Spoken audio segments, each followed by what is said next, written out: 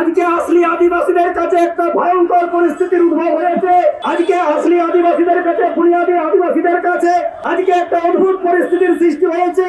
আজকে নিজেদের মধ্যে, আসলি আদিবাসীদের মধ্যে আজকে এই বিভ্রান্তিকর পরিস্থিতির সৃষ্টি হচ্ছে যে কারা আমার সাথে আছে আর কারা আমার বিরোধিতা করছে, কারা আমার অধিকারটা খেতে চায়, কারা আমার অধিকারটা লুটে নিতে চায়, কারা আমার অধিকারটা ছিনিয়ে নিতে চায়। কোন আদিবাসী এমএলএ ফেক এসটির মধ্যে একটা লাইনও লিখেননি। বরং কি বলেছেন নাকি ফেক এসটি বলে কিছু হয় না, বলেছেন ফেক এসটি বলে কিছু হয় না। যাদের কাছে ফেক এসটি বলে কিছু হয় না তাদের কাছ থেকে নতুন করে আসার কিছু নেই, নতুন করে পাওয়ার কিছু নেই। অনৈতিক ভাবে আজকে প্রভাব খাটিয়ে নিজেদের আদিবাসীত্বকে জাহির করতে চাইছেন। তারা এই আজকে সিআরআই ডেপুটেশনের পরিপ্রেক্ষিতে বলেছিল, অনেকে শুনে থাকবেন, সেখানে সিআরআই দপ্তরে যদি আদিবাসী কুর্মী ক্ষত্রে কথা উচ্চারিত হয় ওই জঙ্গল মহলে নাকি আগুন জ্বলবে। ভয়ঙ্কর ব্যাপার। আজ এই সিআরআই দপ্তরের আধিকারিকদের কাছে বরাবর আমি নিবেদন করে যাব, আপনাদেরকে তদন্ত করে এলাকায় যাওয়ার দরকার নেই। আজকে সারা পশ্চিমবাংলার আদিবাসীরা আপনার দুয়ারে এসেছে, একটু জানলা দিয়ে উঁকি মেরে দেখুন এরা আদিবাসী। কোন একটা জাতির দাবি তা ওনারা সাংবিধানিক মনে করেন, ওনারা গণতান্ত্রিক মনে করেন, কিন্তু সেই গণতান্ত্রিক দাবির পরিপ্রেক্ষিতে যদি আমার অস্তিত্ব বিলীন হয় তা আমার অধিকার আছে সেই দাবির বিরুদ্ধে গর্জে ওঠা। তাই আদিবাসীরা গর্জে উঠেছে। Welcome back to Santali Thought. যে কালচারাল রিসার্চ ইনস্টিটিউটের দায়িত্ব হচ্ছে কারা সঠিক আদিবাসী, কারা এসটি সার্টিফিকেটের প্রাপক, কারা সঠিকভাবে এসটি সুযোগ সুবিধা পাবে, শিডিউল ট্রাইব সুযোগ সুবিধা পাবে তার নির্ধারণ করা। আজকে সেই সিআরআই দপ্তর যাদের কাজ ছিল যে তদন্ত করে, তথ্য যাচাই করে, ফিল্ড ইনকোয়ারি করে, সোশ্যাল স্ট্যাটাস ইনকোয়ারি করে আজকে আদিবাসীদের আদিবাসিত্বটাকে রক্ষা করে, এটা তার দায়িত্ব ছিল। কিন্তু বর্তমান পরিস্থিতিতে সারা পশ্চিম বাংলায় আমরা যে চিত্র দেখতে পাচ্ছি, সারা পশ্চিম বাংলায় আজকে আমরা যারা বুনিয়াদী আদিবাসী, আমরা যারা আসলি আদিবাসী, আমরা যারা আমাদের যারা সাংবিধানিক অধিকার হিসাবে, বুনিয়াদী হক হিসাবে আমরা আদিবাসী, তারা আজকে বুঝতে শিখেছি, তারা দেখতে পাচ্ছি যে আজকে সিআরআই দপ্তর তাদের সেই কাজে ব্যর্থ হয়েছে।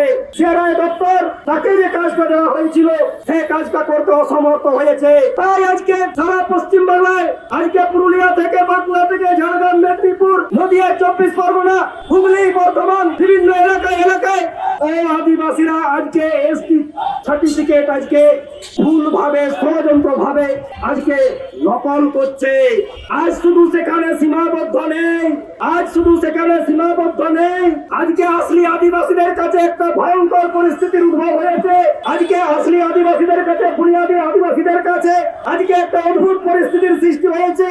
আজকে নিজেদের মধ্যে, আসলি আদিবাসীদের মধ্যে আজকে এই বিভ্রান্তিকর পরিস্থিতির সৃষ্টি হচ্ছে যে কারা আমার সাথে আছে আর কারা আমার বিরোধিতা করছে, কারা আমার অধিকারটা খেতে চায়, কারা আমার অধিকারটা লুটে নিতে চায়, কারা আমার অধিকারটা ছিনিয়ে নিতে চায়। আজকে আসলি আদিবাসীরা বুঝতে শিখেছে। আর এই সিআরআই দপ্তরের দায়িত্ব ছিল যে এলাকায় গিয়ে তথ্য যাচাই করে, সেখানে তদন্ত করে, সেখানকার সোশ্যাল স্ট্যাটাস, সেখানকার সোশ্যাল স্ট্যাটাসকে ইনকোয়ারি করে কোন জাতিকে বা যাদেরকে এসটি সার্টিফিকেট দেওয়া হচ্ছে তাদেরকে সঠিকভাবে দেওয়া হচ্ছে কিনা তার পরীক্ষা নিরীক্ষা করা। আজকে এই সব সমস্যার জন্য আমরা এখানে ডেপুটেশন দিতে বাধ্য হয়েছি। আজকে এই সিআরআই দপ্তর আজকে কি করছে, কি কাজ করছে, এলাকায় তদন্তের নাম করে আজকে যে কেমন তদন্ত হচ্ছে, আমি আপনারা যারা আমরা আদিবাসী এলাকার মানুষ, যারা আমরা গ্রাম বাংলার মানুষ, যারা আমরা আদিবাসী অধ্যুষিত এলাকায় থাকি, আমরা খুব ভালো করে জানি এই সিআরআই দপ্তরের কেমন করে তদন্ত করছে। আজ তো মনে হয়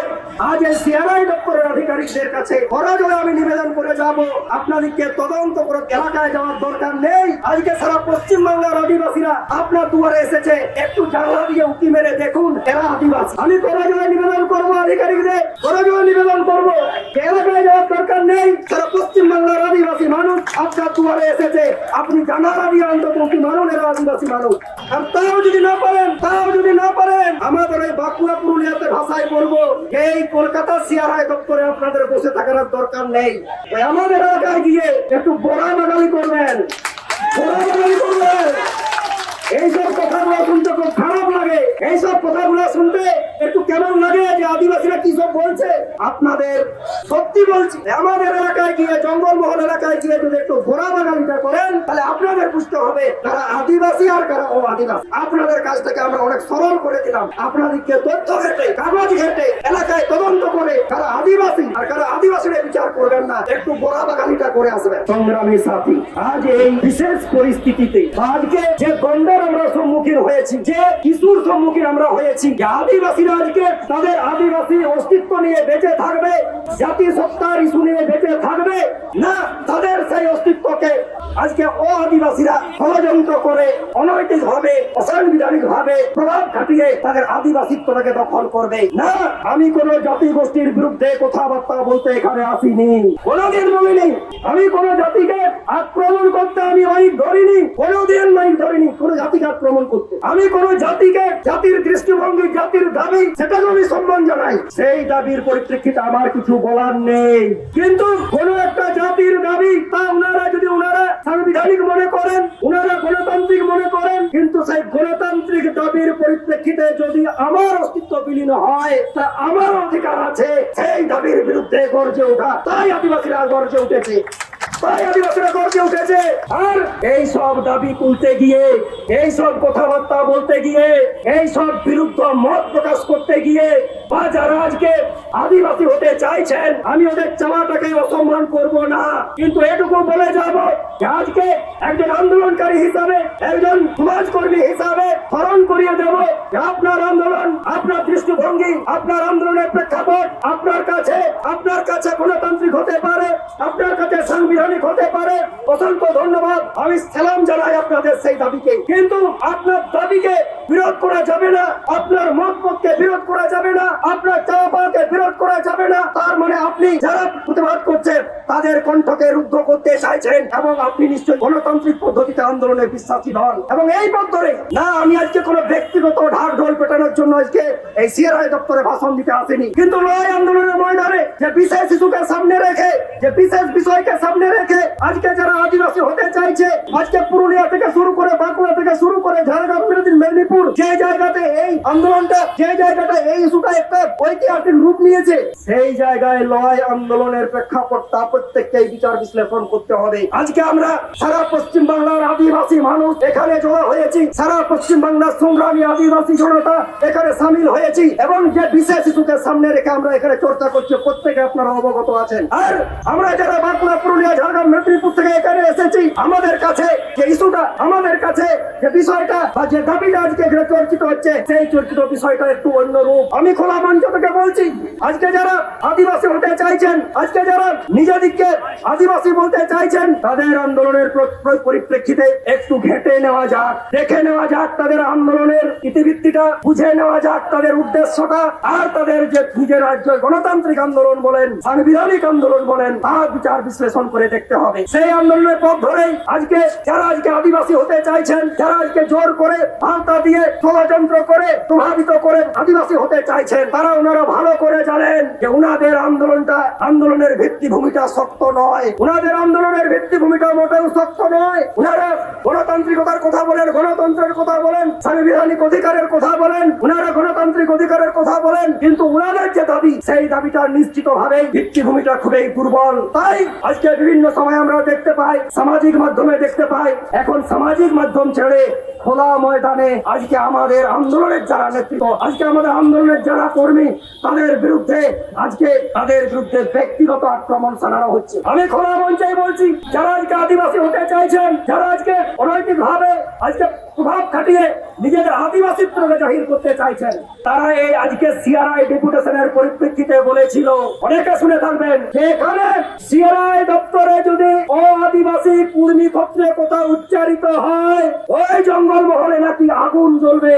ভয়ঙ্কর ব্যাপার। আমাদের এখানে নিজেদের চর্চা হচ্ছে, নিজেদের কথা হচ্ছে, কে কাকে কোন জাতিকে কি বললো। আমরা একটা দাবির বিরোধিতা করছি, লড়াই আন্দোলনের ময়দানে প্রত্যেকে আমরা আন্দোলনকারী, সেই আন্দোলনকারীদের মুখের ভাষা অবস্থা কেমন হবে যদি আন্দোলনকারী আপনি ওঠেন, তবে আপনি বুঝতে পারবেন। কিন্তু তার পরিপ্রেক্ষিতে আপনি জঙ্গলমহলে আগুন জ্বালাবেন, যে কোন ধরনের গণতন্ত্র, কোন ধরনের সামাজিকতা।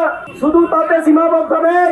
আজকে বেশ কয়েক মাস আগে, এক বছর আগে, পঞ্চায়েত নির্বাচনের আগে, আজকে গোটা জঙ্গলমহলের বিশেষ কিছু কিছু জায়গাতে আদিবাসী সমাজকর্মী, আদিবাসী নেতৃত্ব, আমি নাম ধরেই বলবো, আমাদের পুরুলিয়া জেলা পারগনা বাবা, আমার পিতৃপতিম মাননীয় রতনলাল হাসদার বিরুদ্ধে যা ইচ্ছা তাই আজকে ন্যারেটিভ চলছে। আজকে ফেক আশ্রির বিরুদ্ধে যে আন্দোলন, তাদের যে নেতৃত্ব, পশ্চিমবঙ্গ আদিবাসী কল্যাণ সমিতির যারা নেতৃত্ব দেন, বরিষ্ঠ নেতৃত্ব আমার মাননীয় বালক সোরেনের বিরুদ্ধে আজকে ন্যারেটিভ চলছে। আজকে মিতান টুডুর বিরুদ্ধে আন্দোলন, মিতান টুডুর বিরুদ্ধে আজকে ব্যক্তিগত আক্রমণ নামিয়ে আনা হচ্ছে।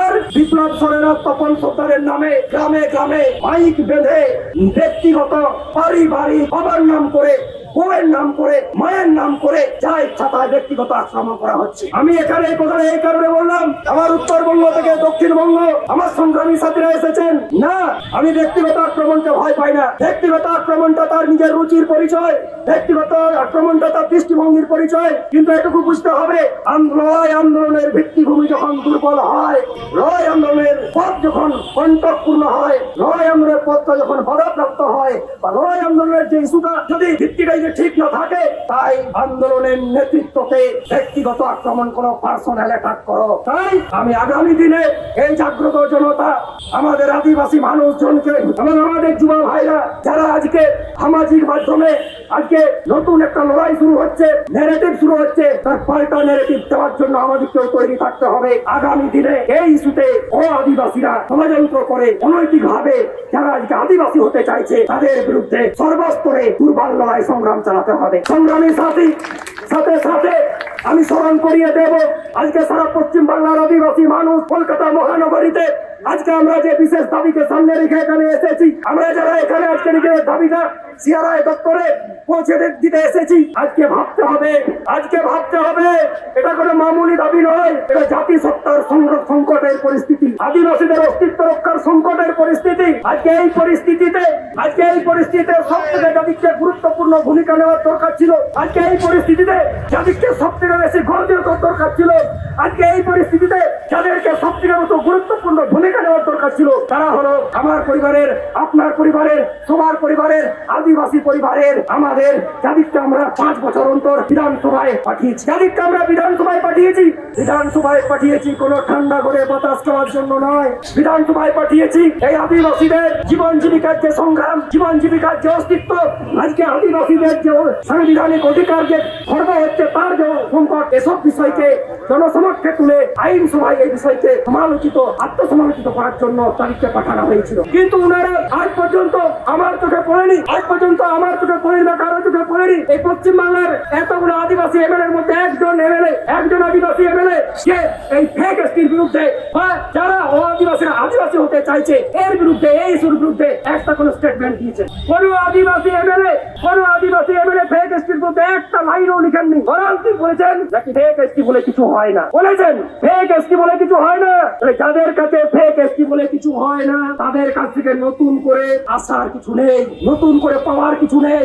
আজকে এই বিষয়কে সামনে রেখে আগামী দিনে শুধু সিআরআই দপ্তর না, আগামী দিনে এলাকায় আরো এলাকার আদিবাসী মানুষকে সচেতন ভাবে যারা আদিবাসী হতে চাইছে, যারা আদিবাসীত্বটাকে নিজেদের বাবার জমিদারের মধ্যে মনে করতে শুরু করেছে, অনৈতিক ভাবে প্রভাবকারীরা হতে চাইছে না, আমি কোনো বিশৃঙ্খলার কথা বলবো না।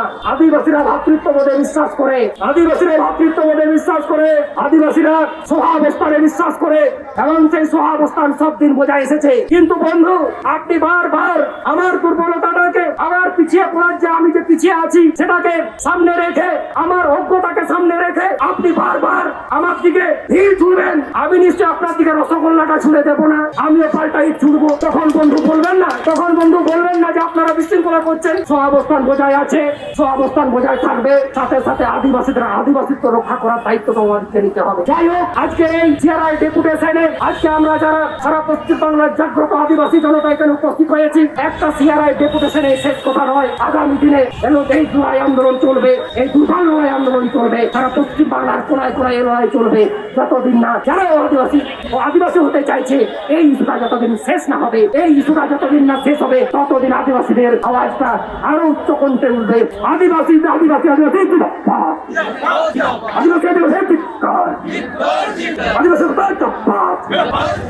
যাই হোক, আজকের এই দুর্যোগপূর্ণ পরিস্থিতিতে আপনারা যারা সুদূর উত্তরবঙ্গ থেকে দক্ষিণবঙ্গ এখানে এসছেন প্রত্যেকে আরেকবার সংগ্রামী অভিনন্দন জানিয়ে আমি আমার এই ক্ষুদ্র বক্তব্য শেষ করছি। সবাইকে জোহার।